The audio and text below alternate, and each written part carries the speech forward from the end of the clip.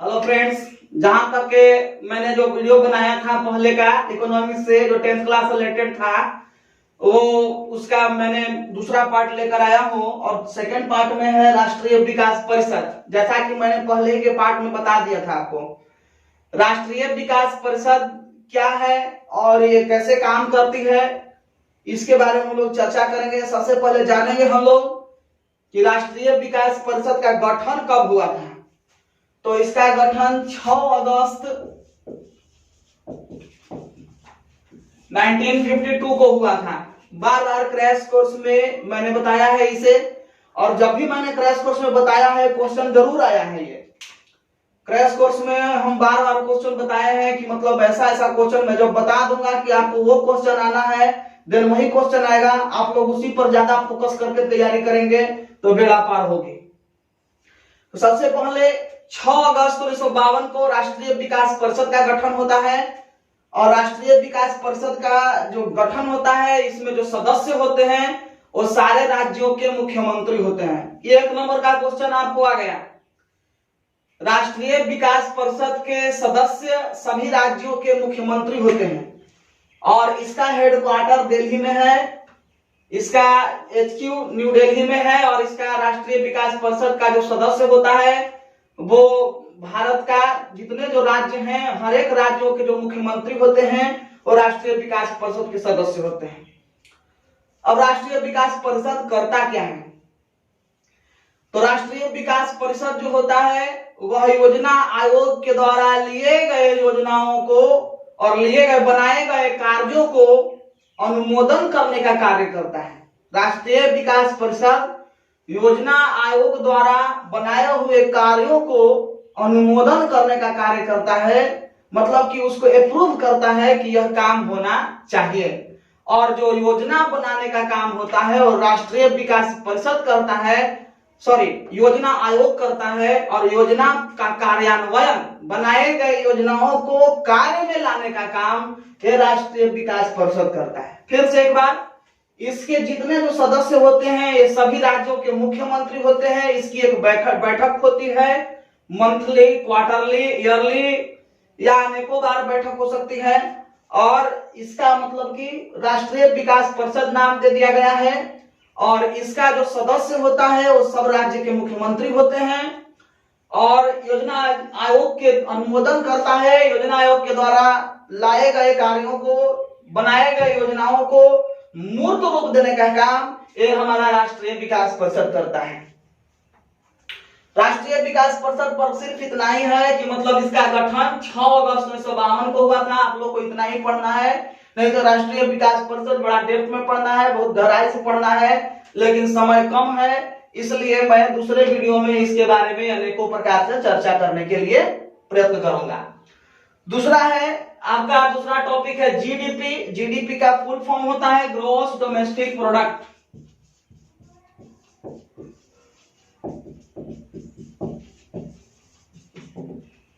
Gross domestic product का मतलब होता है सकल घरेलू उत्पाद।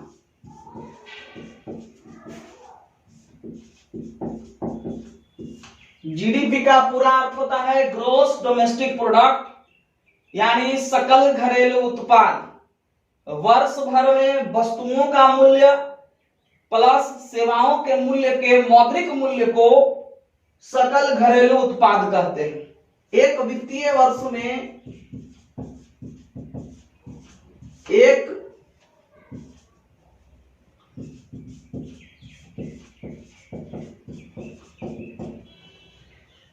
वित्तीय वर्ष में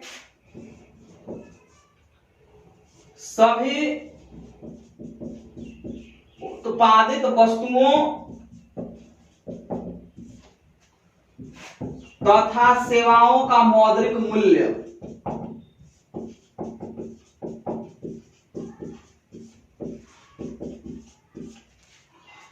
एक वित्तीय वर्ष में सभी उत्पादित वस्तुएं, जितनी जो वस्तुएं उत्पादित हो रही हैं एक वित्तीय वर्ष में, एक वर्ष के भीतर सभी उत्पादित वस्तुओं तथा सेवाओं का जो मौद्रिक मूल्य है उसी को हम सब जीडीपी यानी ग्रॉस डोमेस्टिक प्रोडक्ट कहते हैं। एक वित्तीय वर्ष में सभी उत्पादित वस्तुओं तथा सेवाओं का मौद्रिक मूल्य एक निकाला जाता है। कितनी वस्तुएं हैं, इतनी सेवाएं, सेवा प्रदाता देश है भारत हमारा। और दूसरी बात है वस्तुओं का उत्पादन भी करता है।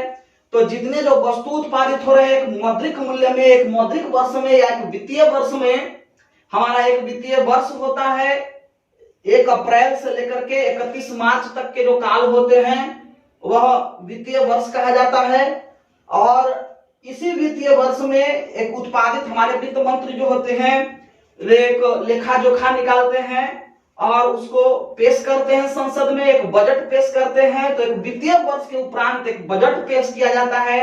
बजट की चर्चा अगले क्लास में होनी है, या मैं बताऊंगा बाद में बजट कैसे पेश होता है, किस प्रकार से इसका प्रोसेस है, क्या क्या प्रक्रिया के द्वारा बजट पेश होता है। लेकिन ये सकल घरेलू उत्पाद के बारे में आप सिर्फ यही जाने कि एक वित्तीय वर्ष में सभी उत्पादित वस्तुओं तथा सेवाओं के मौद्रिक मूल्य को हम सब सकल घरेलू उत्पाद या ग्रॉस डोमेस्टिक प्रोडक्ट कहते हैं। एक टॉपिक, पहला टॉपिक था राष्ट्रीय विकास परिषद। राष्ट्रीय विकास परिषद एक ऐसी संस्था है जिसका मुख्यालय दिल्ली में है। इसका गठन 6 अगस्त 1952 को हुआ था। सभी राज्यों के मुख्यमंत्री इसके पदेन सदस्य होते हैं और यह योजना आयोग के द्वारा लाए गए योजनाओं को मूर्त रूप देने का काम करता है। इसके अलावा मैंने बताया जीडीपी, ग्रॉस डोमेस्टिक प्रोडक्ट, जो कि बहुत ही रेयर और बहुत ही कॉमन चीज है और बार बार ये क्लास में आपको 10th क्लास में दिया जाएगा। ग्रॉस डोमेस्टिक प्रोडक्ट का मतलब एक वित्तीय वर्ष में उत्पादित सभी वस्तुओं तथा सेवाओं का मौद्रिक मूल्य है, वह जीडीपी है, ग्रॉस डोमेस्टिक प्रोडक्ट है। इसके अलावा एचडीआर है, यह भी बार बार क्वेश्चन आता है। Human development report,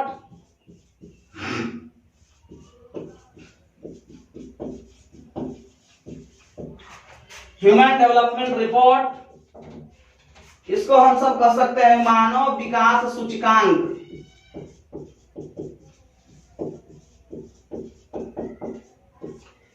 human development report या मानव विकास सूचकांक। किसी भी देश का एचडीआर निकाला जाता है यूएनडीपी संस्था द्वारा। यूनाइटेड नेशन डेवलपमेंट प्रोग्राम एक संस्था है, इसका नाम है यूएनडीपी, याद करिएगा। ह्यूमन डेवलपमेंट रिपोर्ट कौन संस्था पेश करती है, तो यूएनडीपी संस्था पेश करती है। इसका फुल फॉर्म है यूनाइटेड नेशंस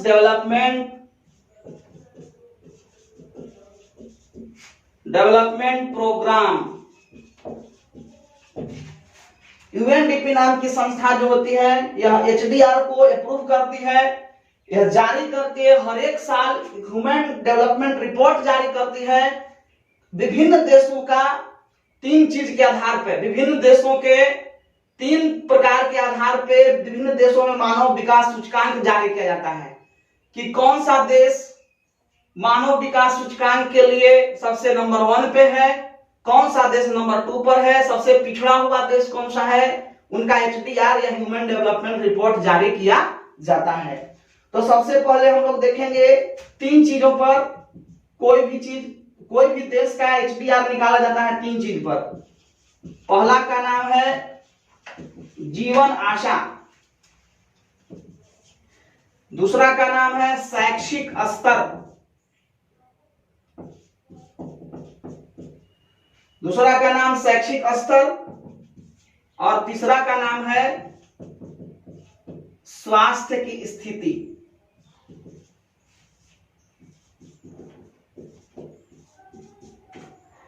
ये 3 चीजों पर मानव विकास सूचकांक कोई भी कंट्री का 3 चीज देखा जाता है कि उस देश का लोगों का औसत आयु कितनी होती है, उनका शैक्षिक स्तर क्या है और इनका स्वास्थ्य की स्थिति या फिर उनका रहन सहन क्या है। रहन सहन 3 चीजों पर निकाला जाता है कोई भी एचडीआर या ह्यूमन डेवलपमेंट रिपोर्ट को। तो हम लोगों ने 3 टॉपिक पढ़ा, राष्ट्रीय विकास परिषद, जीडीपी पढ़ा और एचडीआर पढ़ा। इसके बाद ये जो इकोनॉमिक्स का चैप्टर है दोस्तों ये समाप्त होता है और फिर आगे के क्लासेस में आपको अनेक प्रकार की बातें बताई जाएंगी। तब तक के लिए थैंक यू, बहुत बहुत धन्यवाद।